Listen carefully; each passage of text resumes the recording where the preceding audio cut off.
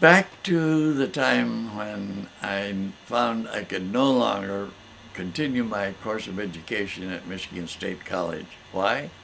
What year was that? 1930. Okay. I had gone 1 year, 1929, 1930, with two jobs. I had to work my own way. My folks couldn't help me. They were poor as church mice, and church mice are very poor. And so I didn't want to revert back to the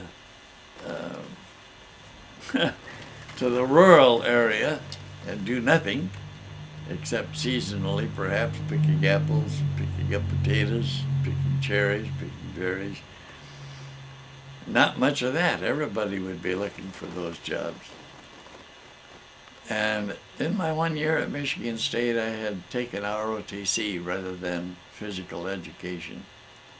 And in the process, I shot on the rifle team. They allowed me to try out for it. I made it. I earned my letter, my sweater, as a member of the college rifle team.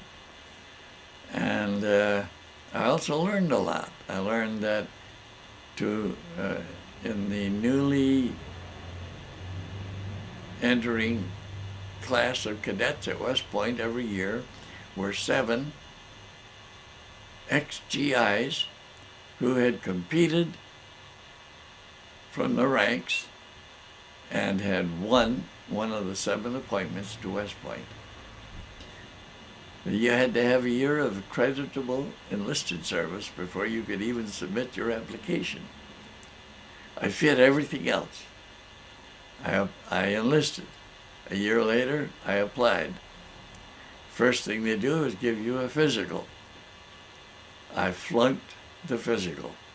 They wouldn't even let me qualify for the educational exam. Why did I flunk the physical? I was 11 pounds underweight. A skinny little wretch. Sturdy, strong. I could hold my own with any of the farm chores, any of the farm work or anything. They didn't count. I was off the scale by 11 pounds below the bottom of the scale.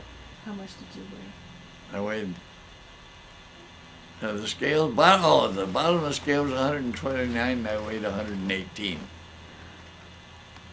And they also found other fault with me. I should have been going to the dentist and getting some teeth repairs done. Now, I don't think that alone would have excluded me, but the weight did. I remember my sister Marion later said that it was my teeth that kept me out of West Point. Wrote that in one of her published books. That wasn't quite the case, but close to it. And then, old Colonel Kempfer said, "You're going to have to get yourself a reserve commission." And I told him I had been enrolled in the infantry extension courses, and then I met my wife and got engaged, and I dropped the courses. She said, "Well, get back in them and get them over with. I'll call the board of officers, and we'll subject to your passing a physical exam, we'll get you your reserve commission." So he said, "And I can then use you as an officer on campus. You can teach classes independently, not simply as an enlisted man, private, corporal, sergeant, whatever, assisting an officer. Unless you have a reserve commission, you can't do that." So I did all that, completed the extension courses, appeared before the board of officers.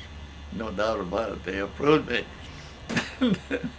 And then I had to pass the physical before I could be certified for appointment. Aunt Violet was visiting us or living with us at the time. I don't remember which. I had to drive 28 or 29 miles to Fort Ontario to take the physical exam. And I knew I was underweight, under the scale. I ate bananas. She drove. I ate bananas. I ate bananas all the way up there. I got so stuffed you wouldn't believe it. And I get into the dispensary where the doctor is going to examine me and certify me for a commission, and he won't pull any punches. He won't make any waivers. He won't lie. He'll tell the truth as it is. And he says, go in that room over there and disrobe. I go in there. Lucky for me, there's a scale over here. There's a water fountain over here.